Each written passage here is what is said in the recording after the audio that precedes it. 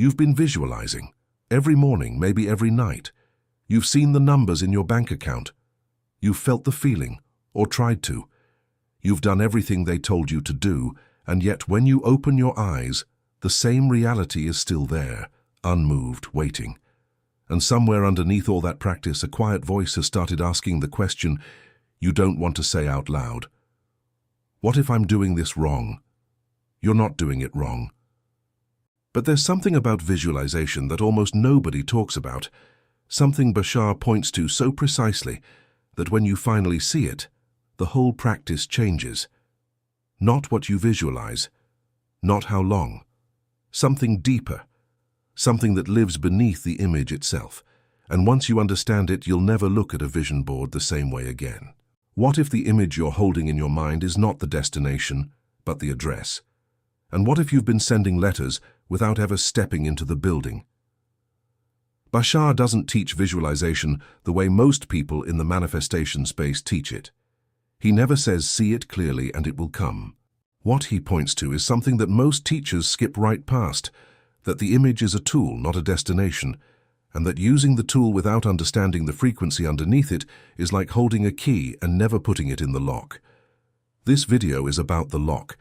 This is about what has to shift beneath the image for the image to become real. And what you're going to understand by the end of this is why your visualizations haven't been failing.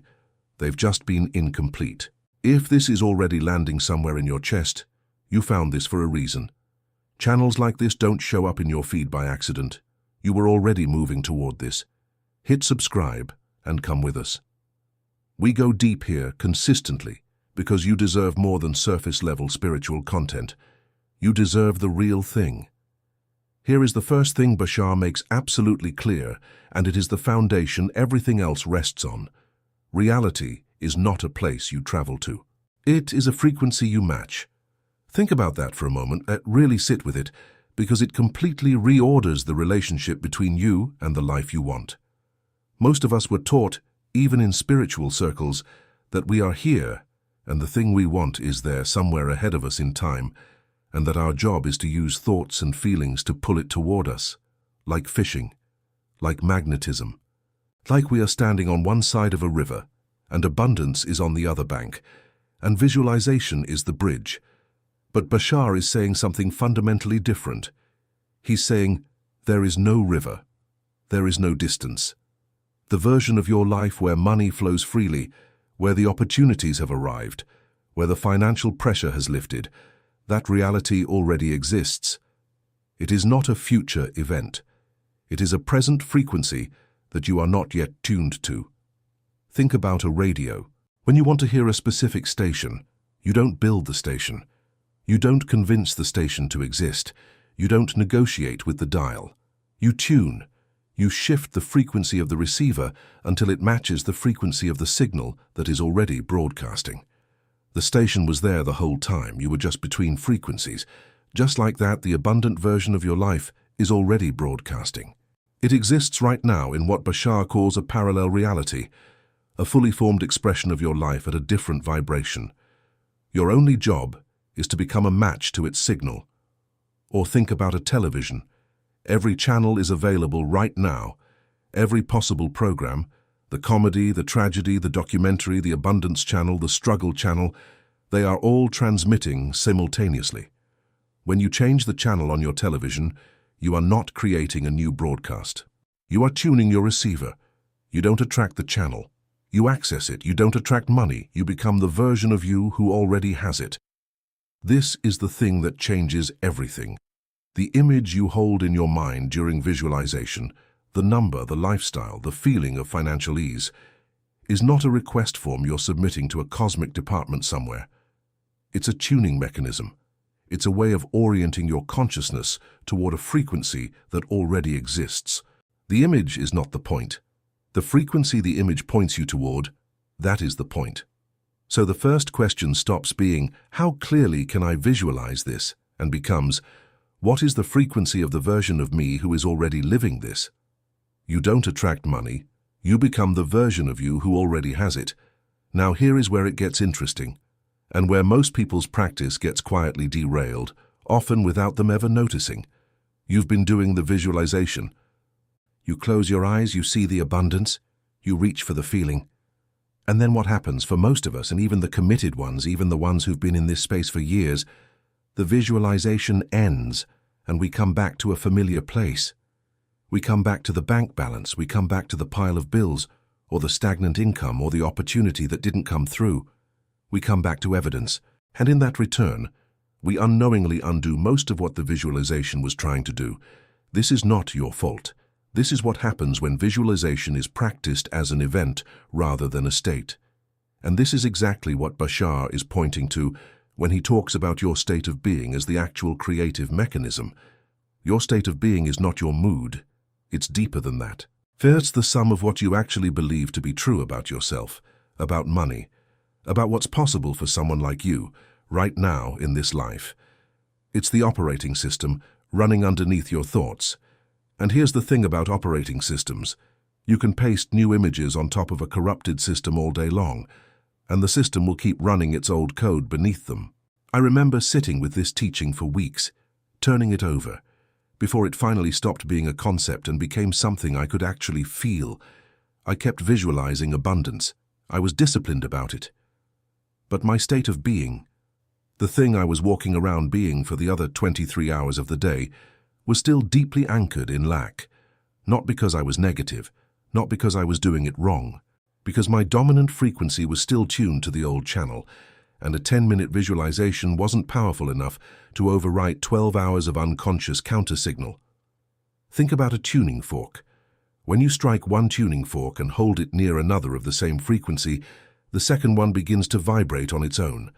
That's resonance. That's how frequency actually works. Not through force, not through repetition alone, but through matching. Now imagine your state of being is a tuning fork, vibrating at the frequency of money is hard to get, I have to struggle for it, financial ease isn't really available to me. And imagine your daily visualization is a second tuning fork, briefly struck at the frequency of abundance then set back down. Which fork is the room resonating with?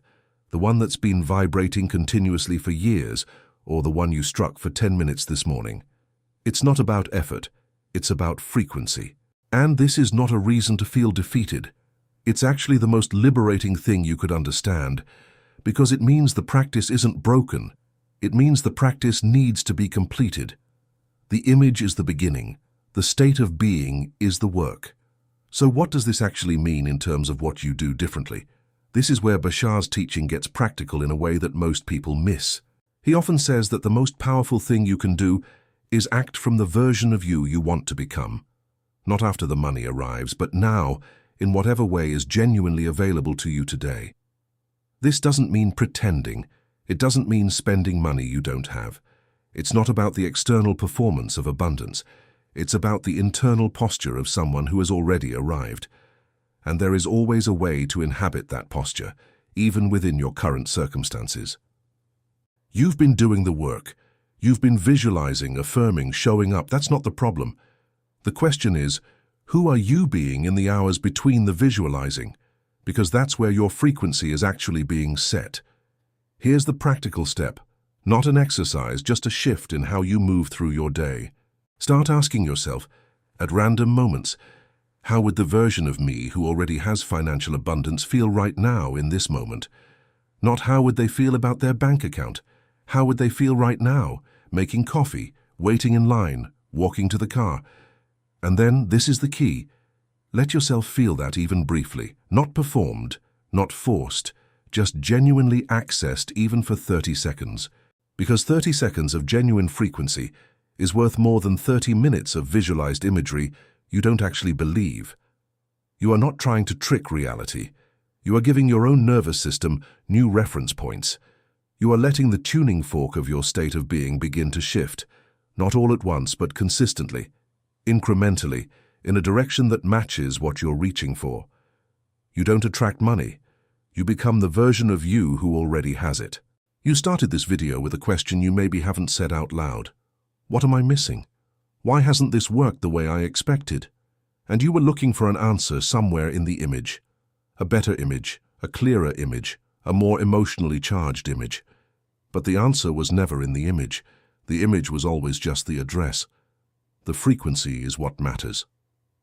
Your state of being, not just during the visualization but woven through the ordinary moments of your day, is the signal your consciousness is continuously broadcasting. And reality, in Bashar's teaching, is not something that happens to you. It's something that is continuously reflecting your dominant frequency back to you, with extraordinary precision. This is not a reason to panic every time you feel a negative emotion.